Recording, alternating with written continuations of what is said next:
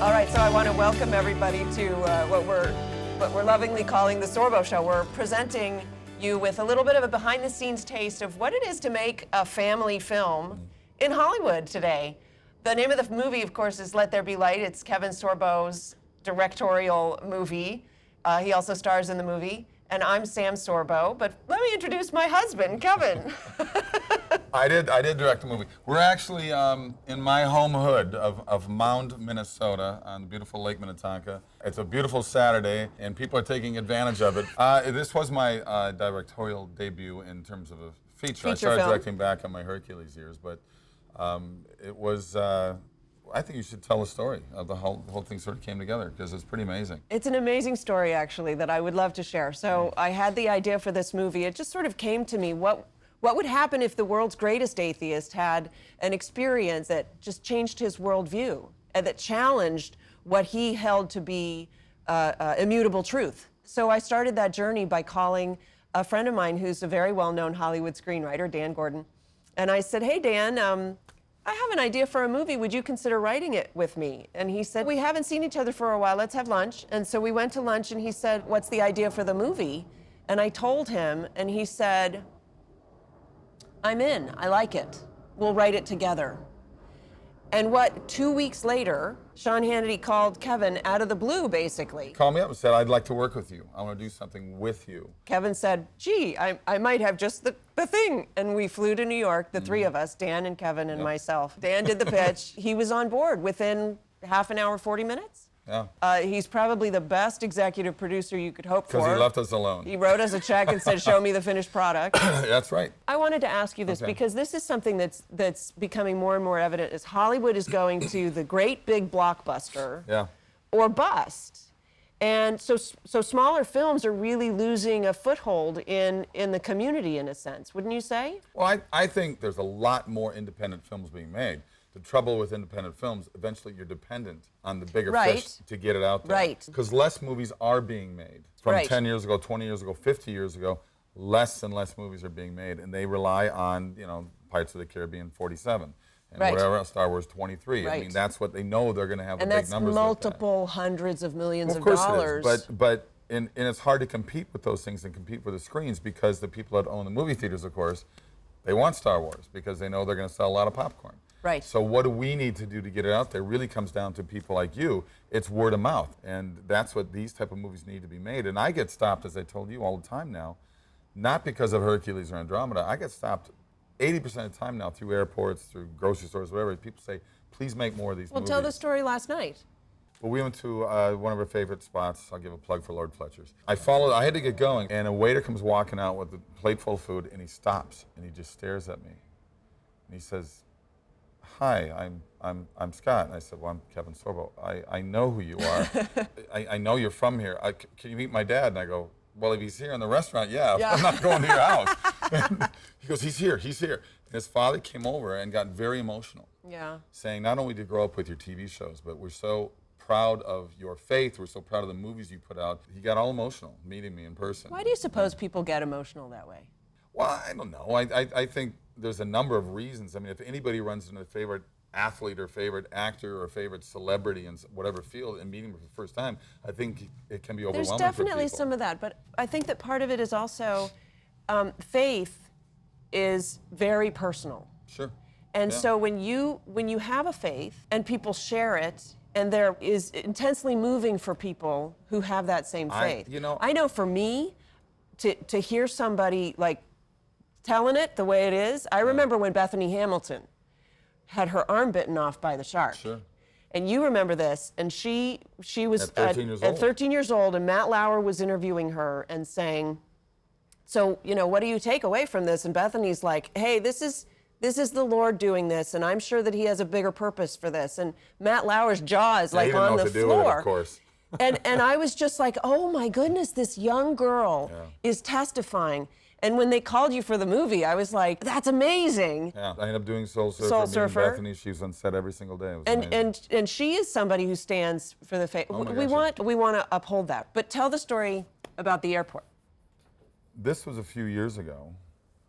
We were traveling back. We love going up to Park City. We love the skiing up there and the biking, hiking, summertime. And we're at the airport, and this woman walks up to me, and she had her 7-year-old daughter with her, very pretty little daughter, and I could tell by her accent this woman is from somewhere in the Middle East. And she says, "Excuse me, are you Kevin Sorbo?" Yeah. She was nervous too. She's very nervous. And I said, "Well, yes, I am." And she almost started crying right away, and she said, I am Muslim. I am from Iraq. I live in America. And I saw God's Not Dead, and I became a Christian. It's pretty amazing. He always gets emotional when he amazing. tells I that do. story, and I do too. It was amazing because I chased her down. I wanted to talk to her because I wanted to know, what does it look like when you become a Christian in a Muslim family? And the poor woman, she peeled back her sleeves to show me the scars of how her husband had tried to kill her. Her husband was going to kill her for, becoming a Christian and leaving the Muslim religion. All that to say is it's important to stand up for the faith. And for that reason, we're doing this, and we are trying to engage people to enter into the discussion and to join us in the movement that we're creating with Let There Be Light. Go to our Facebook page, LTBL Film, and there's the app too. The app should be coming out soon. Liberty University did Liberty the app. University is developing the app, and we're loading it as we speak with all the graphics and everything, so it'll be pretty. But the song is amazing, and so we can't wait to bring that to you. But right now, I want to introduce our sons. We're going to bring the boys out because they were also part of the movie, and this is really a family film. Before we do that, I just want to say, Dan Gordon wrote a beautiful piece about working on this movie, and he started by saying, there are faith films, and typically we understand that they're Christian.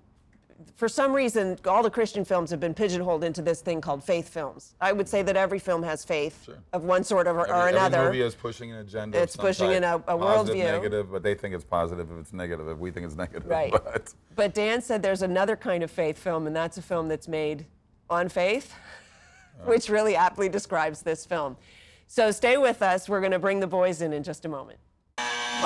Yeah, I'm coming. Keep your pants on. I mean, what do they pay the doorman around here for anyway? Okay, yeah, come on in, come on. You're drunk? Oh, you can't pull the wool over your eyes. The basic tenet of Christianity is... Whoa. This is Coach's timeout. Don't you dare tell me about the love and the compassion of your so-called God. Because if he felt like sacrificing his only begotten son, well, that's his business. But he should have bloody well kept his hands off of mine! What do you think it does to the boys to take the death of their brother and use it as part of your carnival act? Pays the bills.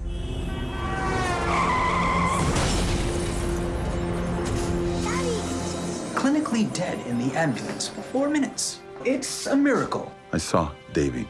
Well, all I wanted to do was I wanted to put my arms around him. I don't know what to do with it. You've gotten the best scientific explanation. It hasn't brought you any comfort. Would you consider consulting a different source? Doc, he is your God, and he's holding out his hand to you. All you gotta do now is take it. Jesus gets whacked, right? Well, I've never exactly heard it put that way, but yeah. Follow me here. This ain't brain surgery. Do you believe that God hears? God always answers prayers. Sometimes we just don't understand the answers. This better be good. That's what I said.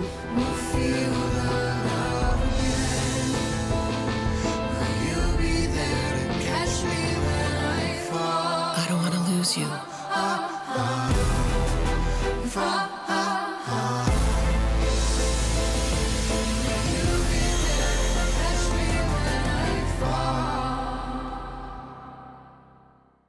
Are you guys ready for the amount of heat that'll be coming your way with this? All right, so welcome back. Right now we are at St. John's Lutheran Church in Mound, Minnesota, where Kevin Sorbo grew up. The reason that we thought this would be a nice place to come is because this is where Kevin's dad is buried.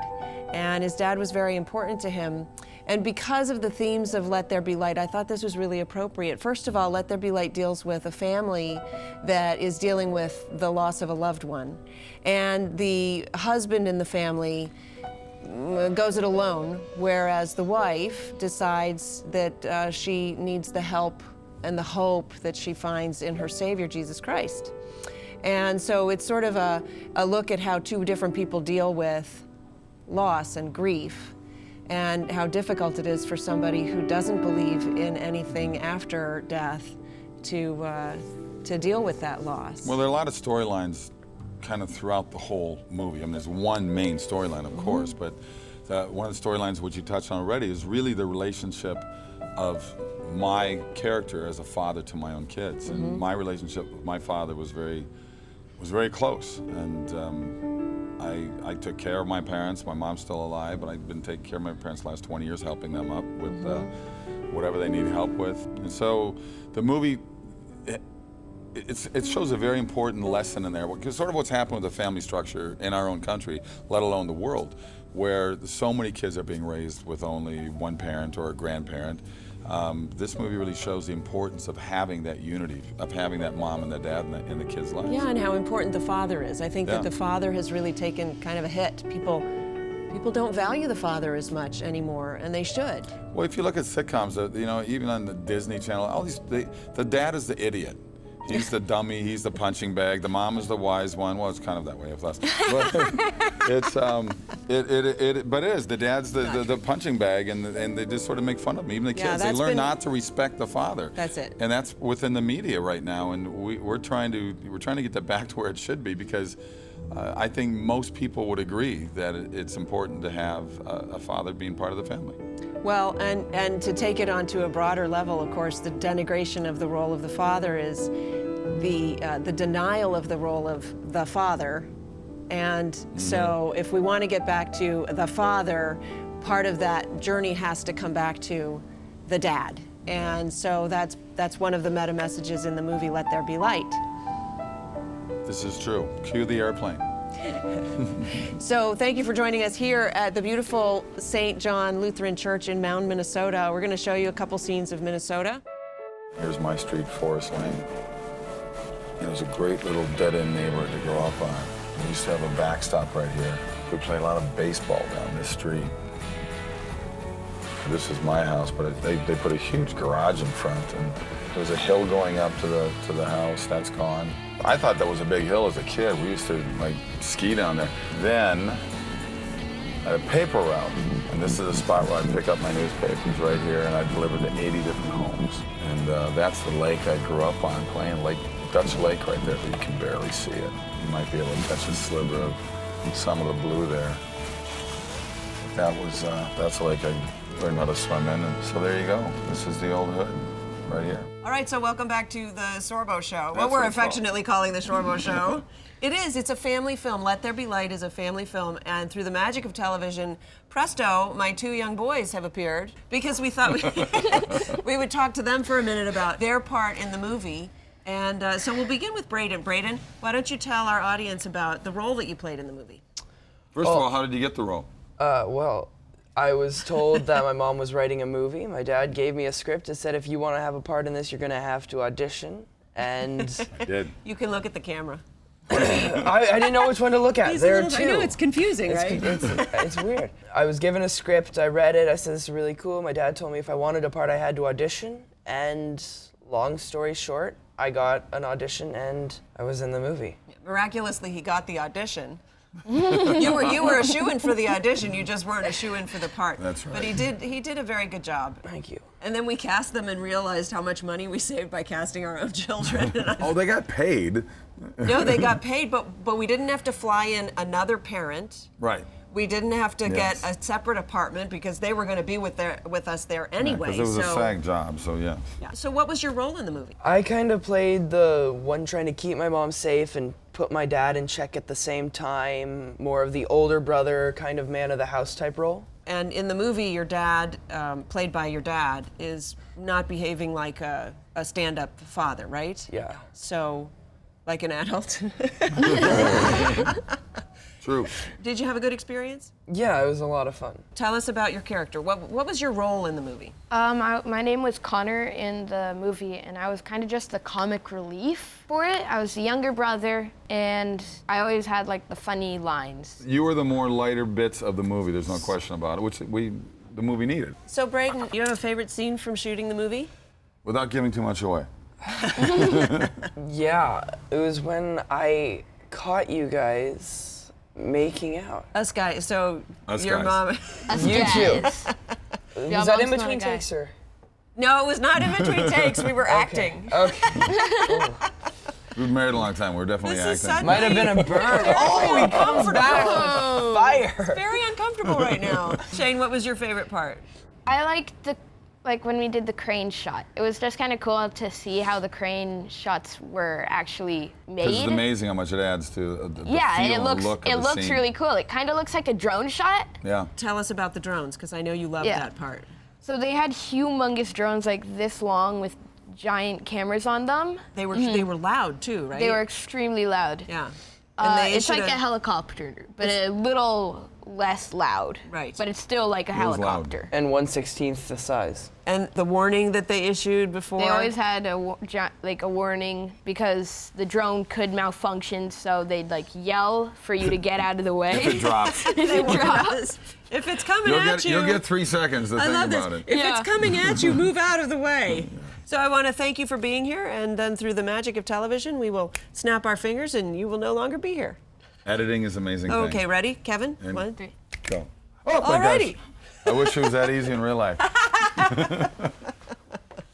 So to finish up, I wanted to talk about the app, Yes. because that's an important Designed by ingredient. Liberty University. Okay. Right. What's important is it's an element in the film. It basically is a character in the film almost. Yes. And so it's got a direct tie-in in the film, but the app is part of sort of the magic of the film, if you will. But not only that, it's the outreach that we want this film to have in the world, because there's a part of the app where you can donate to your local food banks. So we want to feed the hungry. And then there's another part of the app where you can ask questions about Christianity, about Jesus Christ, about God, where apologetics is offered and courses are offered for people who are curious to understand the difference between the dark and the light. And they'll have phone numbers and links for people to go to as well. Right. On it. And also, we'll let you know where the movie's showing in your area. And also the song, right? the So song. talk a little bit about the song. The title song was written by Damon Elliott, and Damon is the son of Dionne Warwick, who fell in love with the movie and actually contacted us to be in the movies. We were very honored to have her come in and be part of the team. But there's another Let There Be Light song, which is the anthem version, and it's written by my co-screenwriter's son, Yoni Gordon, and we're producing that as a kind of a We Are the World type of song. Because there hasn't really been one since We Are the World out there Right. that really helps other people, and 100% of the proceeds from this song will go to feed the food banks of America, Right. which is amazing. Yeah. And we got Joe Don Rooney from Rascal Flatts That's involved right. in it, Yeah. and of course Dionne Warwick's there as well. Billy Ray Cyrus. Billy Ray Cyrus. There's going to be a big list. I think Kevin Sorbo's in the song too. Unfortunately, yes. I will be singing. I can carry a tune. We have to. We're I'm part just of. not a singer, but It's part of the whole thing. I feel confident. They're going to cover up your voice so bad. No, they're They got the big vocals As in they it. should. And I think it's going to make an impression on people to understand that they can be part of something bigger than themselves. That's what this movie's really about. The whole idea of the movie is, over the last 50, 60 years, there has been a change in the culture, a huge change in the culture. And like you said, everybody has an agenda. Every movie is a faith-based movie because there's To some degree. To some Yeah. degree. To me, it's this. We're trying to bring back what America meant to the founding fathers, what it meant to the people who wanted to come here, to pursue the religion of their choice. To pursue. I mean, there's such, like you said, there's such an attack on Christianity right now, which is just confusing to me. Well, people don't understand the relationship between freedom and Judeo-Christianity. They no longer understand that because it's not being taught in schools. And the founding fathers founded this nation on the principles of Judeo-Christianity, which stipulate freedom. Because who came to set the captives free, right? Let there be light. And we've sort of lost. So that's in a small part. That's a small part of what this film addresses. But in a bigger sense, the film addresses the darkness versus the light. There's only one way to expel the darkness, and that's through the light. And we all know the light that we're talking about. My initial reaction to the script was, I have to do this movie. It was brought to me for a reason, and it's very inspirational. The basic tenet of Christianity is... Whoa. Coach's timeout. Kevin Sorbo's character, Saul Harkins, in this movie is an atheist. He doesn't believe in God. In fact, he goes on tour and he writes books that there is no God. I might as well double fist it. Thank you. Really, so. What? It's a party. My name is Olivia Fox. The purpose of my role is to be Saul's date and then kind of snub him a little, I guess. I do not know this party song. Sorry, I don't know any Russian top 40. The Russian accent, yes. Very easy for me for some reason, I don't know. I'm the Saul. Oh, yes, of course, of course. I am Norman, Saul's put upon agent, and this is Tracy, his publicist. Tracy is a lot of fun. She is a sassy publicist who is probably the only one who can snap Saul into shape. You know, I'd say congratulations on your new relationship, but I have seen the women in your life. So my first time reading the script, and I'm reading on the airplane, and it just nailed me. There are 3 specific times in the script. I start crying. It's funny when you look back, when television first came out, the Hollywood industry was freaking out. They thought, oh my gosh, no one's gonna ever want to go to the movie theaters again. They'll always want to go there. Point that I'm gonna say, okay guys, everybody stand up and cheer. Everybody stand up.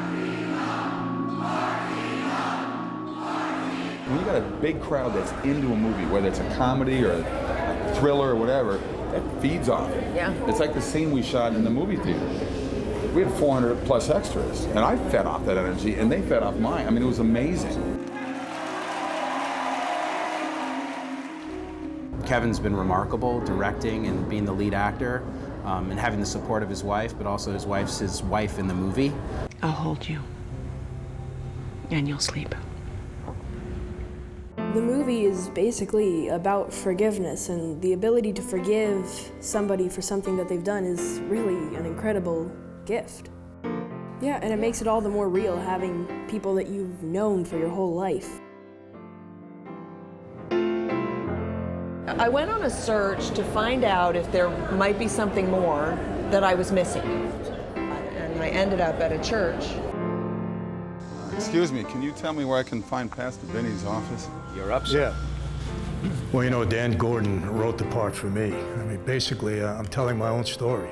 You know, it was a mob guy who came to faith. I know Dan for quite some time, so I think he had me pegged for that character from day one. Did your wife tell you what I really was before I became a pastor? I was a wise guy. You know, I'm very into my faith, but the film really did get to me. I saw our son. What? I saw our son. I saw my boy. I saw Davey.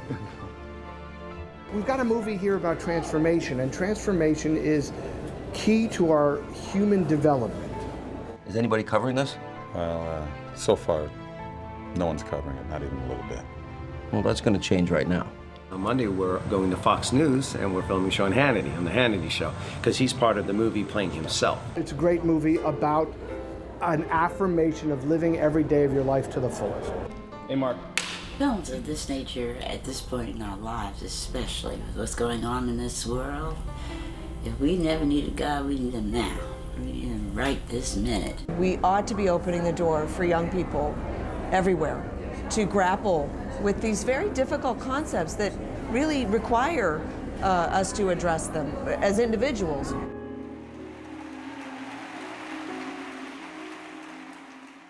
Thank you so much for joining us. We hope you enjoy the behind the scenes of the movie Let There Be Light, and that you'll go to our Facebook page to support us.